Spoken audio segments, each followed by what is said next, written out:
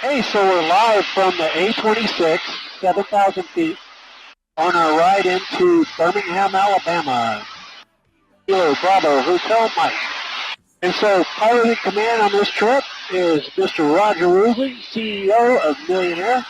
So, Mr. Roger, we got a special guest next to us that, one, I'm pretty proud to be on the airplane with him. So why don't you tell us who's flying right seat? Well, I think it's very, very special. We've got retired General Ron Fogleman, Chief of Staff of the United States Air Force, and boy, if you want to feel a little pressure flying a Warbird, why don't you go for a flight with the Chief? And but welcome aboard, Chief. It's great to be here, Roger. Been on my association millionaire goes back a long, but now that we've got this bird and things you're doing to support the history of aviation, make it possible for the commemorative flight Birmingham, really special. It really is. It's great. It's a great airplane. She was very special because, as you know, Chief, she one of the longest serving bombers in the military arsenal, right? So she was in World War II, the A-26 airframes, World War II, Korea, Vietnam, where we're headed today to give a tribute to the Bay of Pigs, which was the CIA kind of backed invasion on Cuba. And then she ran special missions for the CIA all the way up to 1976. So, been a real workhorse through the years. Kind of a real tribute, if you will, to the aircraft manufacturing that went on back there during World War II. We're sitting here in an aircraft manufactured 80 years ago. Invader, connect lecture on approach 11918. 19.8, Invader, have a good day. Sorry about that. We get interrupted by the radio as we go live. In Lafayette, Invader checking in with you, level 7,000. So, General, it is a real honor to have you on board today. Kind of a little bit of your background, if you don't mind. Can you kind of tell us, not all the stuff you've accomplished, but just some of the highlights of your career? I think it's, one, it's very special to know you and to work with you, and we're always really flattered by your presence. Well, I appreciate you. Appreciate the fact that I've been able to work with Million Airess for the last several years, but you asked a little bit about my career. Ended up going to the Air Force, graduated, went off to pilot training, was a flight instructor for a couple of years, and ended up in my first combat tour flying F-100. And during that tour, I ended up going up and flying 80 missions as one of the first packs as a Misty. Came back from that, and I kind of led a blessed life in the sense that I came back, had the opportunity, went to graduate school, out to the academy, taught for a couple of years, then I had the opportunity to go back to Southeast Asia, flying the F-4s on a second tour.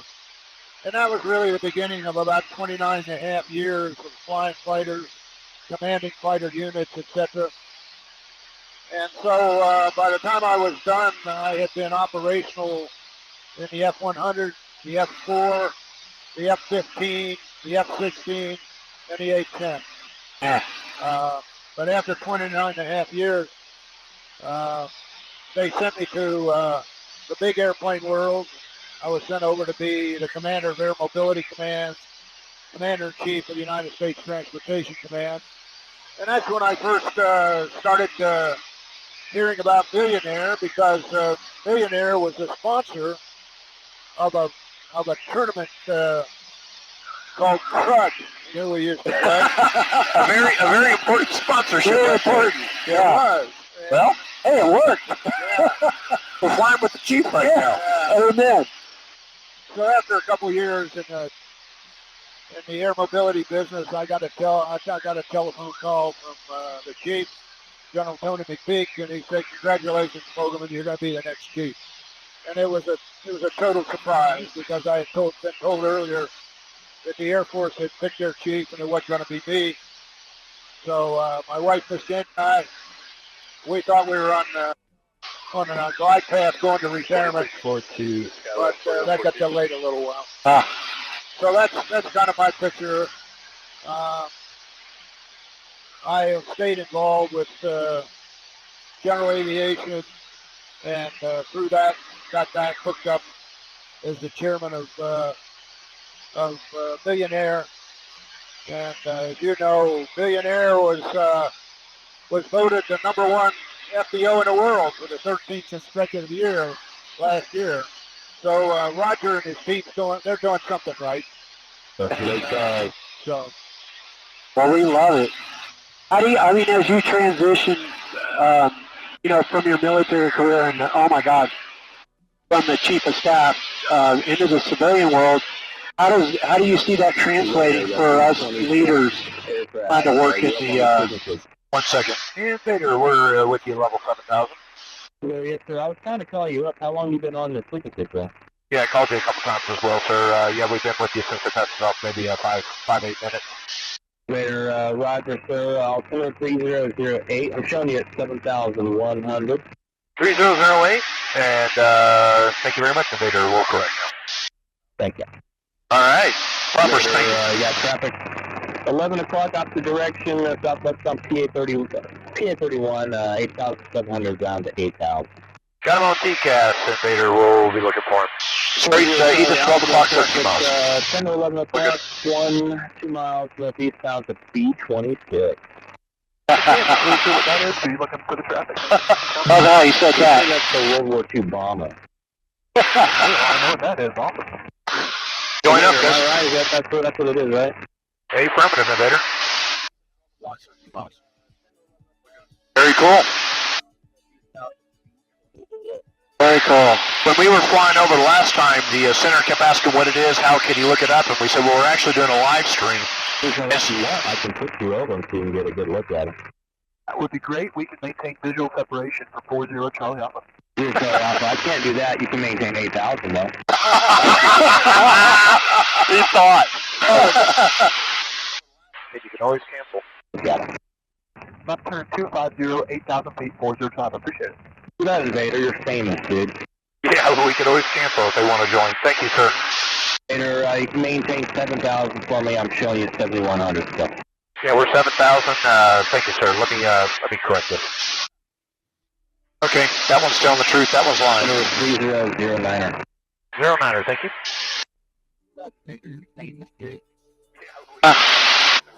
Thank you, sir. About a 40-foot separation there. All right, so there we are. He's 12 o'clock, 10 miles now, Ethan. Making 6 miles. Almost head on. 1 o'clock position. I'll be able to pick him up. So 1 o'clock position? 11:30 position now. Yeah. 1,000 above us. Aren't you the guy that, like, don't you, So there we are. He's 12 o'clock, 10 miles now. He had making 6 miles. Almost head on. Austin, for a second. I think he just tried to call us. Yeah, 1,000 above. Yes, you on it. Negative contact. near Charlie Alpha, he should be at your 9 o'clock now. Yeah, he's right to the left somewhere. 40 Charlie, appreciate it. Pretty cool.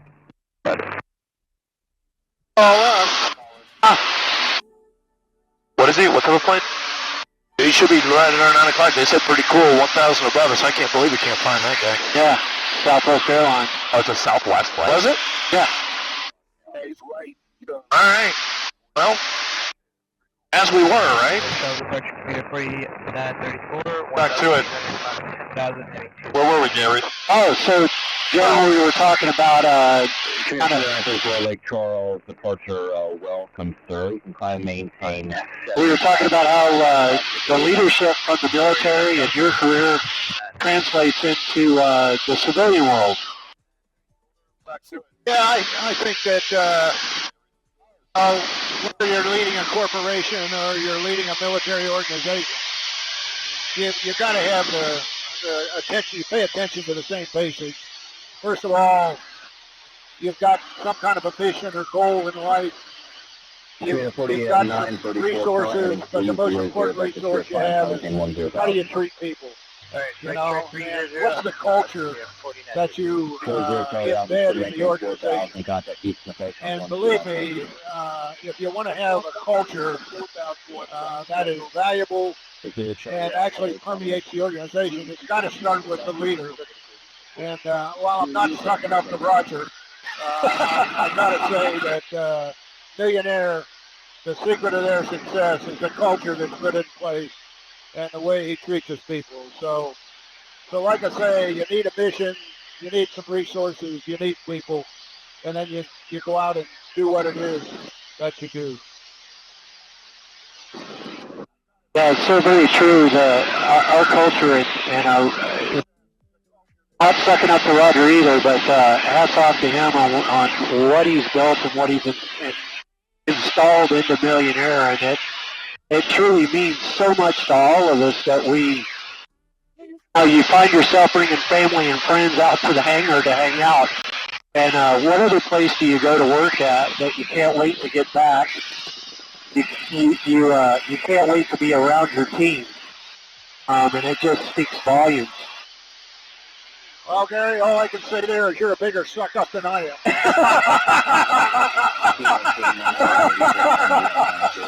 So we all wanted an A26. We all wanted an A26, yeah. That's the good part. That's the good part. Anyway, Hey, Rob, yeah. unplug Sean's mic back there. I don't want him to talk. Yeah. Copy that? Maybe we can talk a little bit about why we're going up here to Birmingham. Because it fits right into one of the roles that Roger's taken on, which is very supportive of the history of aviation. And you know, a lot of people, it's been a lot of years. The Bay of Pigs occurred in 1961. And people kind of forget, first of all, what it was all about, but secondly, what the environment was in the world at that time. And if you remember, for those who have been in the history books, from about the end of the Second World War until 1960, the United States was really focused on the strategic missions because the threat was Russia, the evolution of the bomb and ICBMs and all that. And Russia had this, they were looking at how can you expand communism. So their idea was to try and pick off one country at a time, and that's how we ended up in the Korean War. Korea had 4934, contact Lake Charles, I'm sorry, Houston approach on 121.2. Not for us. 21.3. Thanks, Chief.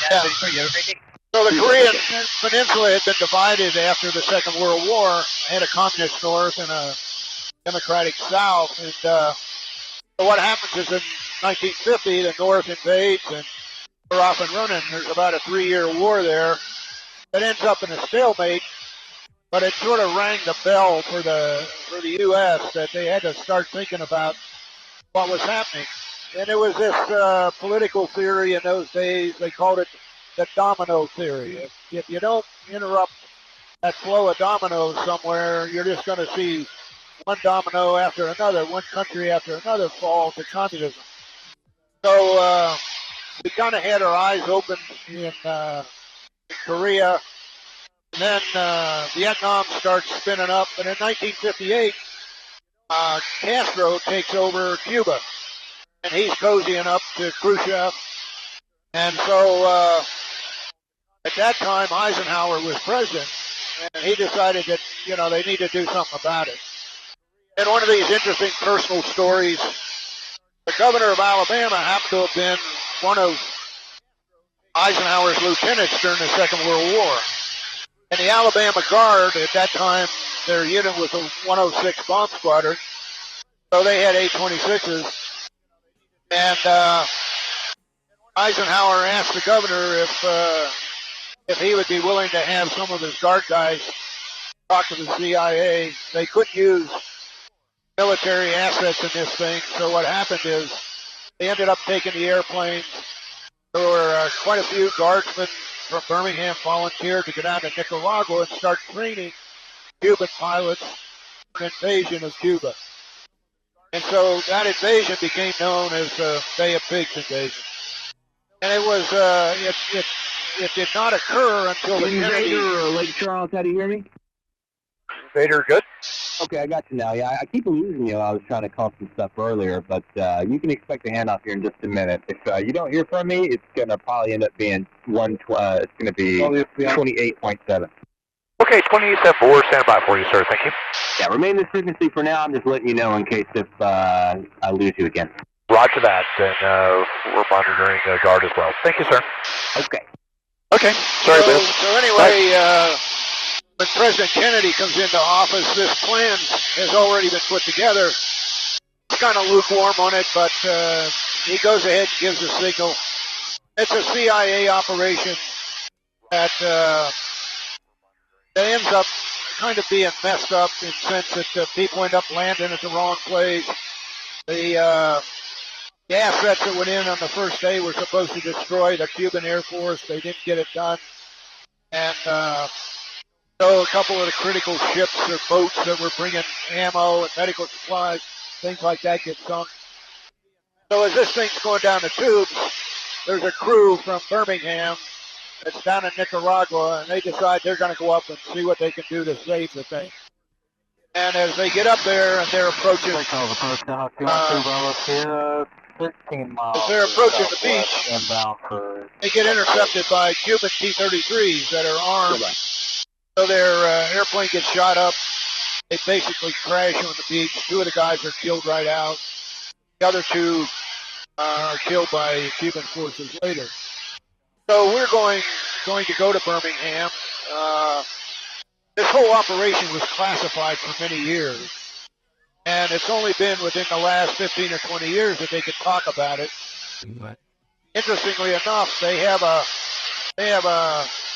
26 on a pole at the airbase up there, but they haven't been able to get anybody to come do a flyby at the memorial service. So that's really our primary mission. 105 Tango Tango, contact Houston approach, 21.3. Have a good one. You know, Chief, when you bring up the military transitioning to the civilian, and I think that story, true story, sad true story, probably true in the military and in civilian, it's when you do have a goal, you really have to be all in, right? And that was kind of part of the truth there, where you said they weren't not all that enthusiastic about the plan, so they originally, supposed to send 20 A26s in, the last minute pulled it all the way back to 4 or 8, so they drastically, for over 30 aircraft they were supposed to send, so they drastically watered down the approach. All that was supposed to happen on the first day, and of course, by virtue of watering down the attack force, they were not able to take out the Cuban Air Force, and that made all the difference in the world. You know, I can talk later about the importance of air superiority over the battlefield and that kind of thing, but they didn't have it. So they threw in the towel, but interestingly enough, all that did was encourage Khrushchev. So a year and a half later, we end up with the Cuban Missile Crisis. And so all this is happening, and before Kennedy was assassinated, the decision had been made that was... 123.7, have a good one. That's not us. Sounded like it, but it wasn't, because it's 28.7. For the Invader, that was 28.7, correct?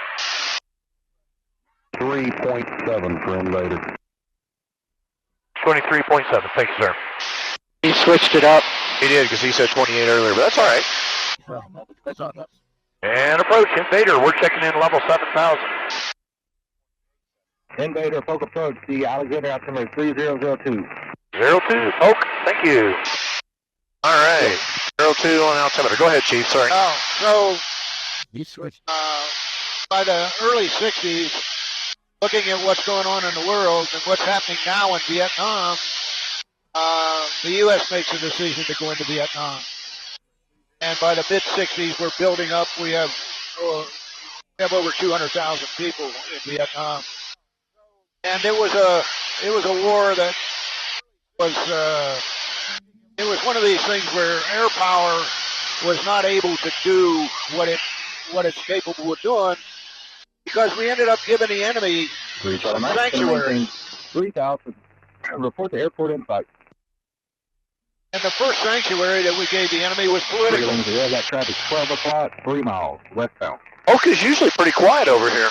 Yeah. But anyway, they were prohibited from attacking some strategic targets like the port of Haiphong, the North Railroad, and as a result, we were unable to stop the supplies that were being sent to the south. We had to go to interdiction on the Ho Chi Minh Trail, things like that.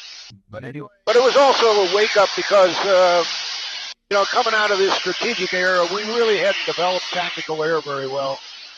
So we end up, in the early part of the war, the primary aircraft that were supporting the Army, and then up north. 12 o'clock. Where the 105s were up north, 100s were down south. A few of us in the fastback thing were up there. Actually, the first 100s to go over, the first ones to go on the north went over at 65. But, and eventually then the F-4s get involved as a thing. So here you have aircraft that were actually optimized for either day fighter operations or sitting nuke alert somewhere in Europe, trying to do tactical air, if you will. And not only did the North end up with the sanctuary of a political sanctuary, but we ran into the most intense they are cold at your outfit. integrated air defense system that we've seen since the Second World War. And we just weren't prepared for that. And so we suffered losses that we would not have had we been prepared. Another sanctuary they had was night. We didn't have night systems. We couldn't operate very well at night. Weather was a sanctuary. Didn't have all weather capability. And the jungle, foliage was a sanctuary. But what's really important is coming out of that, the Air Force leadership, and I was not part of it at that time, went to work to try and take away those sanctuaries.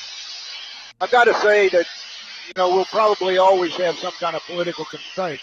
Relay in the Sierra Top is no longer a factor. You get the direct main heart. When we looked at the air defense system, the way we countered that was with stealth. And then the way we took on night was with infrared systems, include lantern pods and all this stuff. Weather, once we had 18386 GPS, didn't care whether you could see the target or not. All you needed was to know the coordinates. When it came to foliage, we came up with millimeter wave radar. And this was all done sort of quietly.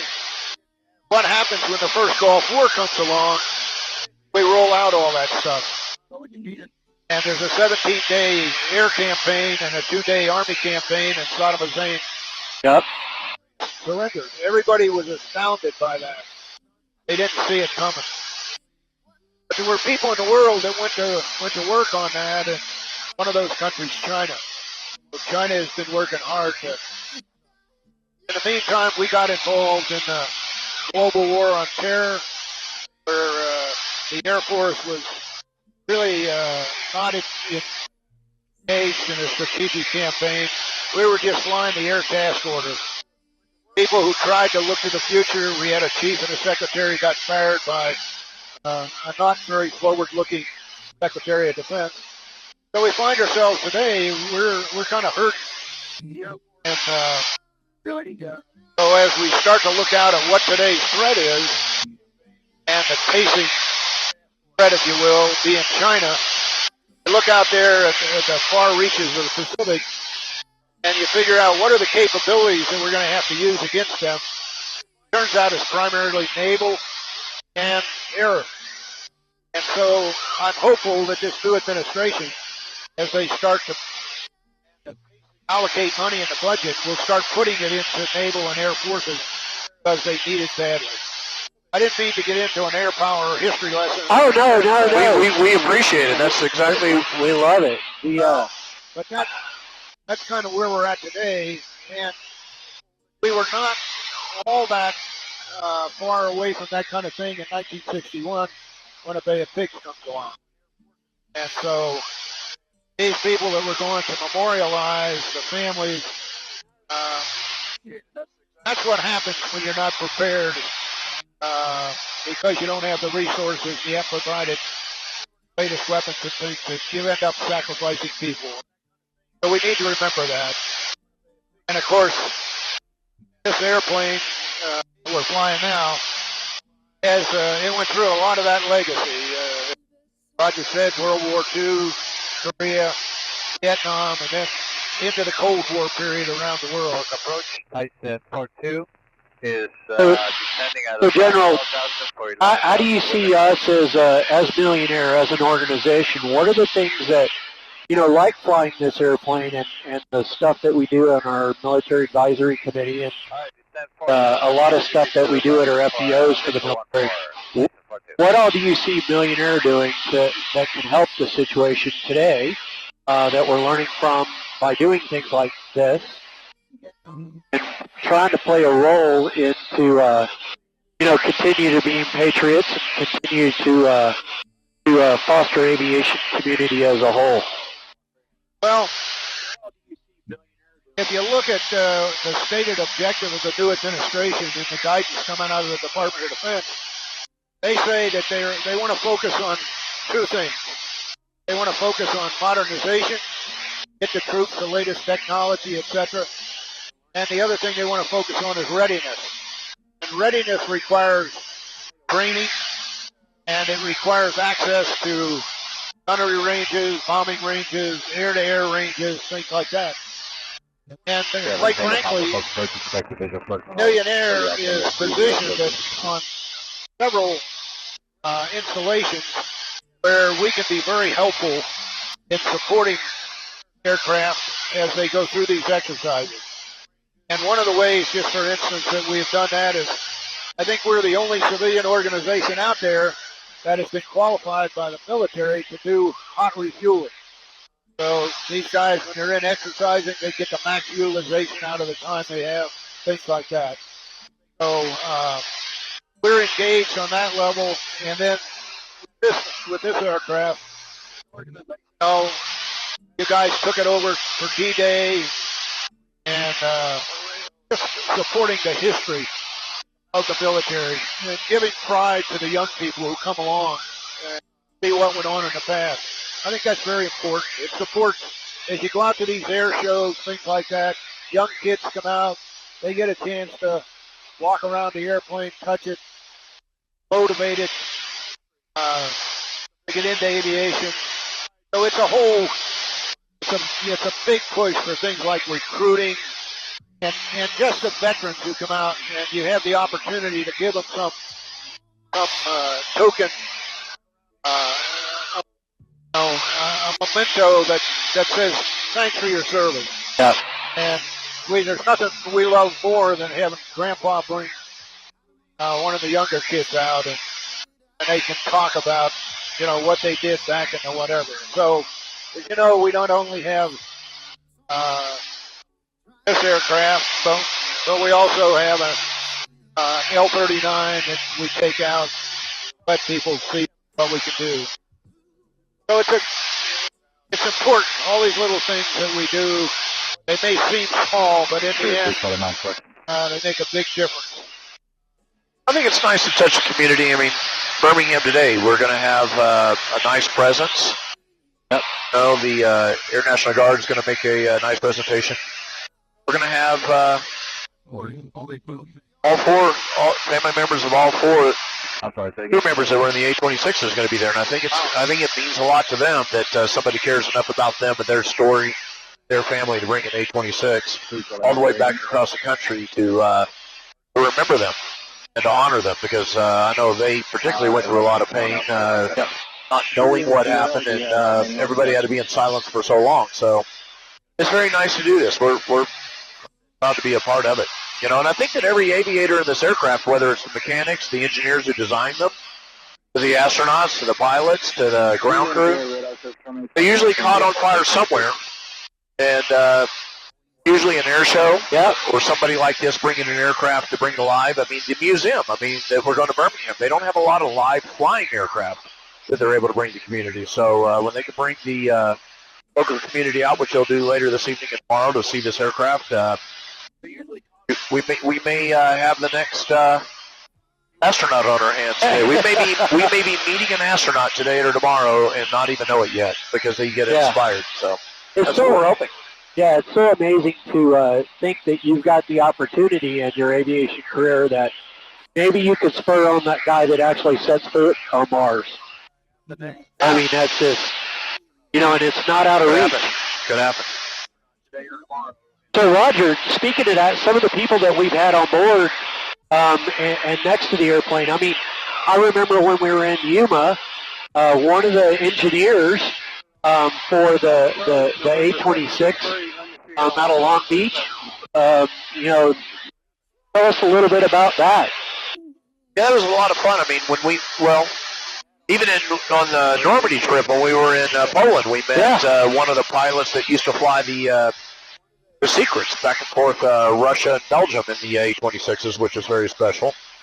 We met a lot of people who knew the airplane. Of course, our vets at Normandy, in the Battle of the Bulge when Sydney was telling the story that the aircraft came over when they were marching. And he said that they yelled and cheered so loud when the first aircraft came over that they thought that the aircraft could hear them. Oh, my God. Coming over. And that was very special. But, yeah, you're right. We made it back to Oshkosh.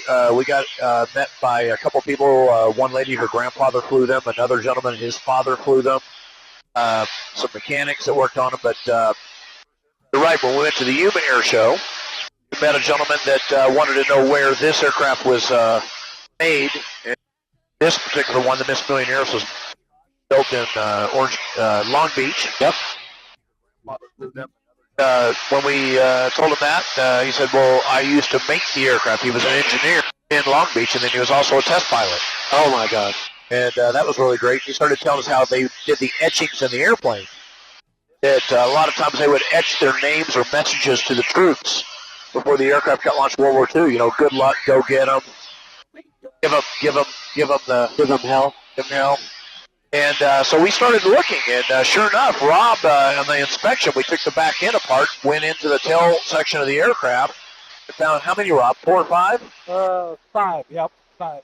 5 names, they etched their names, and one message to the troops, and so we're preserving all that, and we got told that by the people. I mean, literally, at an air show just, oh, my God, 2 air shows ago on this aircraft explaining that they used to do that. Let me check with Polk for 1 second, just make sure. Yes, sir. Yeah, Polk Invader just checking to make sure we're still with you at 7. One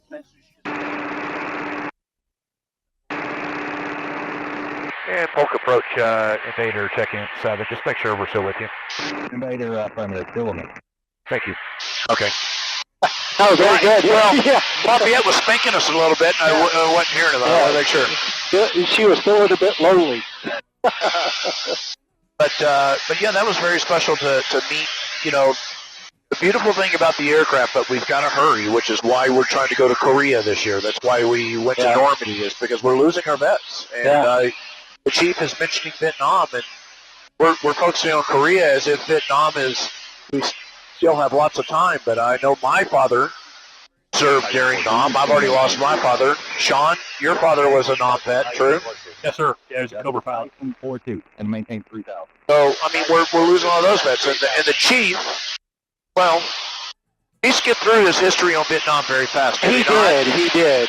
And, we're going to go back to that. We're going to go back to the Misties, but the chief lost a lot of his friends in Nam, and I mean, even that generation. I mean, 70s, 80s, 90s, and so we just I feel the entire team at Millionaire, we're working around the clock on this aircraft. We're doing our best to fund it. We want to get out and meet, get these stories told, and as much as we possibly can while we can, because You servicemen, both of you, and Sean on the aircraft as well, and Ethan, our camera, is joining the Air Guard. 5 Hotel Charlie. You know, you guys have such a, I don't know the right words, an honor. 3 Charlie Mike. You're a little quiet on your bravery and your contributions, and I think it's us crazy civilians. We got to run around and beg and pull the stories out of you, you know. So, would it be inappropriate to ask about your Misty trip? Oh, and let me pick up first off of something you were talking about. Yes, sir. I had to do some research recently for a project I was on, and it turns out there were about 2.7 million men and women, U.S. men and women, served in Vietnam over what was about a 15-year period. Today, only 3 out of 10 of those people are alive. Wow.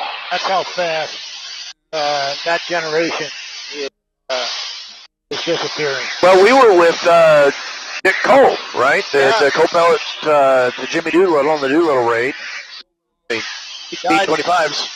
Died when he was 102. 102 and a half.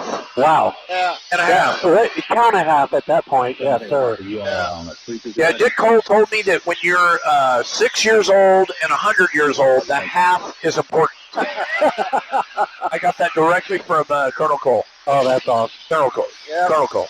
But anyway, yeah, I mean, that's why the Normandy, you know, 10 years ago, the 7-year anniversary, the airlines donated 7 Boeings to have a vet and a family member, and this year they did the same and could not fill 1 airplane.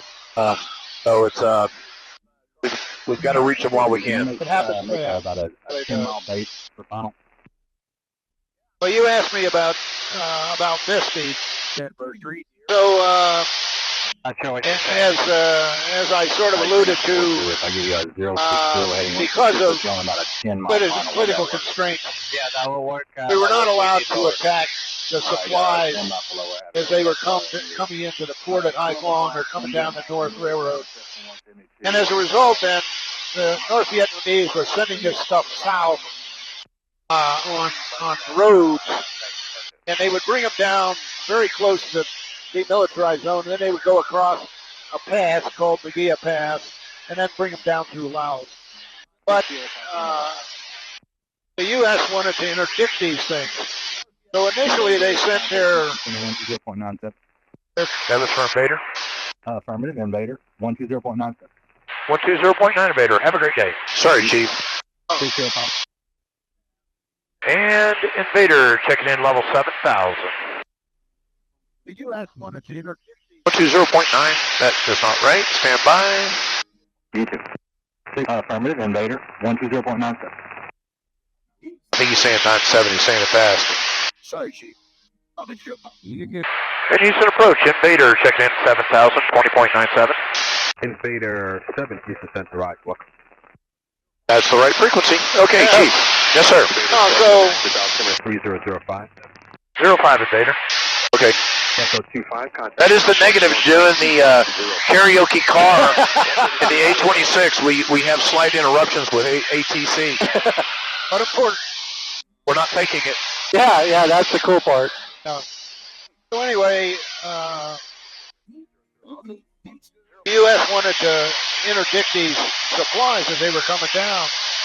So they sent the more conventional FAC airplanes up there, the O1s, the OV2s, things like that. And the defenses were so heavy that the losses were unacceptable. So in the summer of '67, people started thinking about how could we maybe do this, have a higher survival rate. Somebody came up with the idea of, let's take some 2-seat F-100s and we'll form this special unit, be an all-volunteer unit, and they'll go up and they'll be assigned the area of responsibility just north of the DMZ, and they go over into Laos. It was called Route Pack 1. So that was the beginning of Misty. In the entire unit, there were 155 guys, and 38 of them were shot down. Now, not all of them were lost, but our our first commander was Bud Day. 32.2. Bud Day was shot down in August of 1997, was a POW throughout the entire war, came back, a Medal of Honor recipient. He was an inspiration to all of us who came later. And it turned out to be an interesting unit. Out of that unit, we ended up with 2 chiefs of staff of the United States Air Force, the chief of the Air National Guard, 2 astronauts. It was kind of and a couple of guys. One guy was an Air Force Cross recipient. It was just an outfit that it was all volunteer, and they grew a certain kind of guy. It was a great outfit. Unlike the rest of the whole Vietnam thing, our numbers are dwindling. We hope to have our last hurrah this year at the Air Force Museum in September. If all goes well, I will be in Korea. I was going to say, what are we going to do? What are the dates? Oh, no.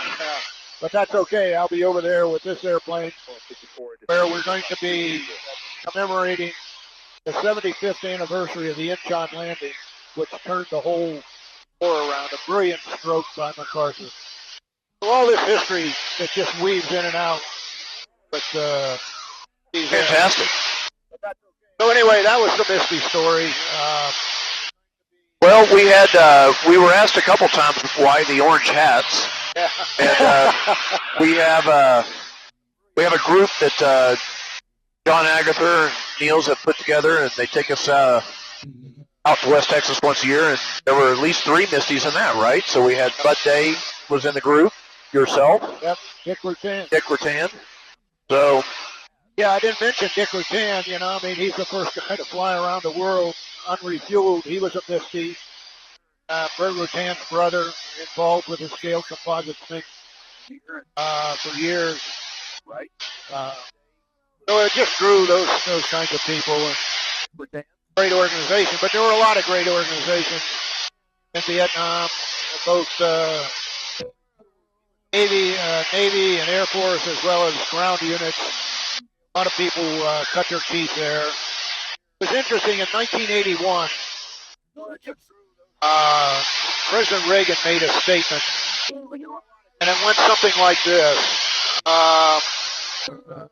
Men and women who fought in Vietnam fought as courageously as any military men from the United States ever fought. But President Reagan made a statement. They were denied a victory. Yeah. And they were denied a victory for political reasons. And of course, we saw in 1972 when President Nixon finally got fed up with all the slow-mo stuff coming out of the North, when he unleashed the whole linebacker operation, which included the B-52s going downtown, all the tactical air coming out of Thailand. It didn't take but about a week until the North Vietnamese came to it for peace. So when you take away and unleash the real power of air power, it can get the job done. So anyway, that's that era, if you will, of our. well, it's a great lesson on air power, and it's certainly interesting listening to the Chief tell stories. But for my civilian friends, and that's twice now I've tried to solicit a story out of the Chief not getting it, which is a great example of how these amazing people, you've got to keep pulling the story. So if you've got a neighbor, a crazy uncle, a friend that was in one of these times, you've got to take them, and you got to keep trying to get the stories. Chief, were you not shut down one time I was as a shut Misty? down, but I was going to put that into a different context. I'm just glad we're able to laugh. Yeah. It was not so funny at the time. But Oh, it was. But if you want to talk about statistics, over the 15-year period in Vietnam, we had over 4,000 fixed-wing aircraft shot down. in Vietnam. In Vietnam. I contributed one of those. So that's the end of my work. One of 4,000, right? Yeah, there you go. On the other hand, because it was the first real helicopter war, of 12,000 helicopters that were employed in Vietnam, 5,600 of them were shot down. Oh my. So you think about, That's almost 50%. yeah. And you think about what that means in terms of national treasure. You think about what it means in terms of veterans who come out of there. Yep. And of course, you know, the drumbeat has not changed after 9/11. Came and engaged in this global war on terror. And on for 18 or 20 years. And we had some of the most horrific wounds and battle scars that come out of that. And that's a generation that's going to be with us a long time. And they deserve our support. They deserve the American people supporting the various organizations.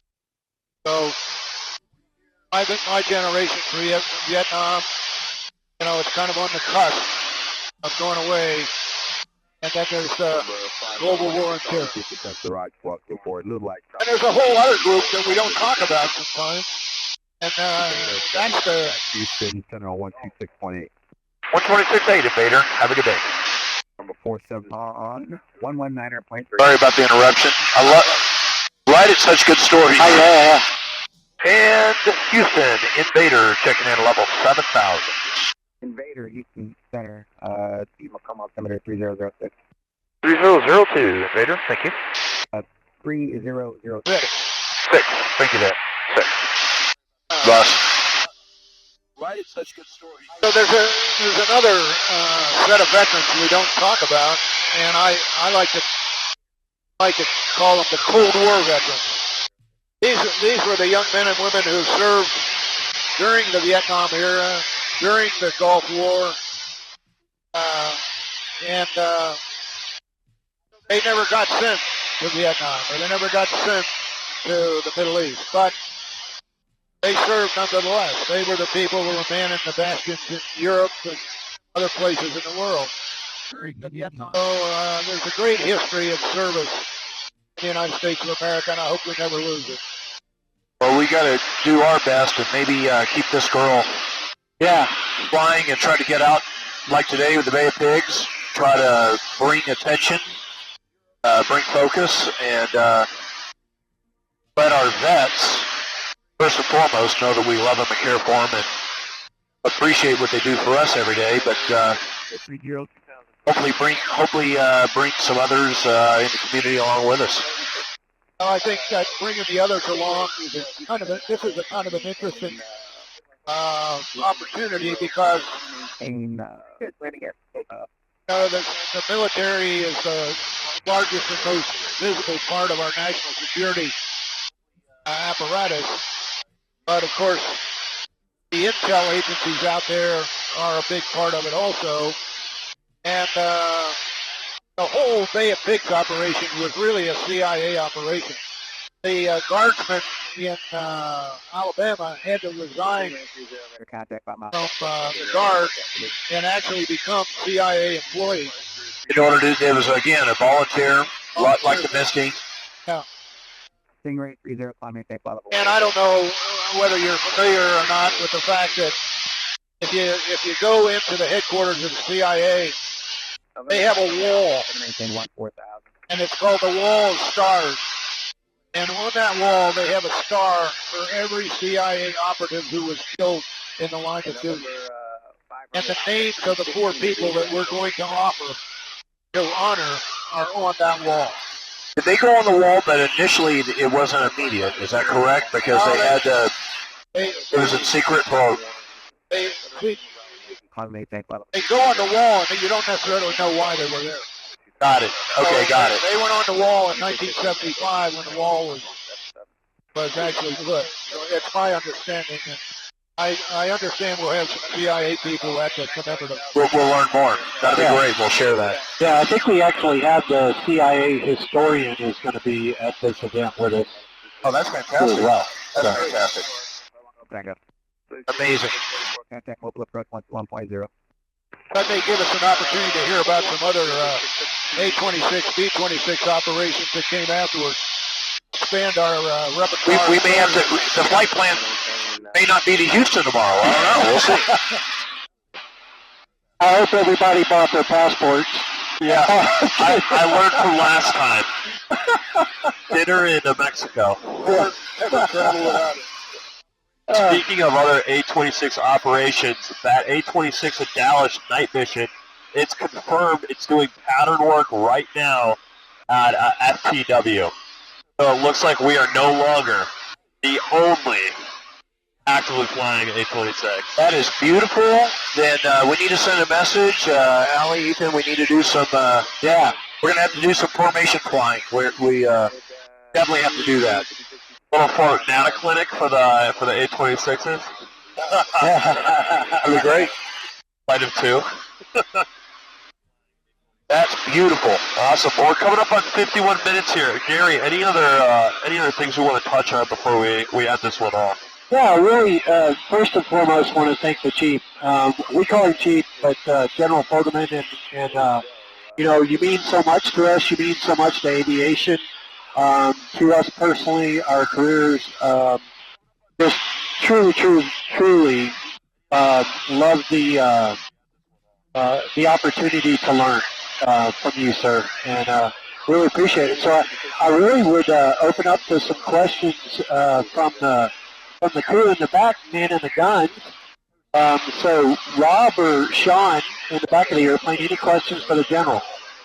190 Southwest 17. What was it at the United Nations where the Kennedy administration didn't inform the ambassador that defended him, and then someone was asking like the types of A26s used were it was evident that they were U.S. planes, but they were in Cuban markings or something like that. And they were not, as the agency tends to do, they'll change markings on things. And I think that I've seen photos of the aircraft on the ground at Nicaragua, and I think there were at least 12 or 14 of them.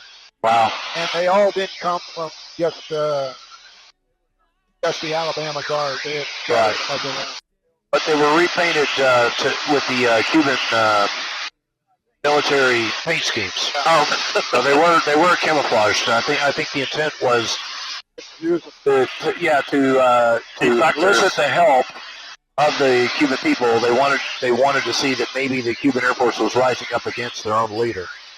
It was part of the plan, the scheme. I think the one thing he's talking about, the questioner, is they had gun nose B models, and the ones that were actually in the Cuban Air Force had C models, and they had the one aircraft they said defected, which was a ruse up to Miami. It was a gun nose bird. I'm not looking to try this. I'm trying to change. Not a lot of people were looking at the time, but they figured it out later that wasn't an actual Cuban Air Force A-26. It was one of the rebel airplanes. Oh, wow. I'm not your Tango. Yeah, that was a more technical question, but all right, what do you say? I think that's a good time. Well, we're still en route, about an hour outside of Birmingham. Hopefully, Race will be there waiting, and we'll have some of our friends on the ground, and we appreciate everybody kind of coming in and watching. So, Chief, I do apologize. You're the best karaoke car we've ever had in the aircraft.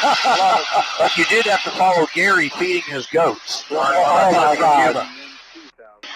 Invader, contact Jackson approach 125.25. 125.25, Invader. Have a great day. But Chief, thank you very much. We appreciate everything you've done for us, with us, and for our country. Well, I thank you.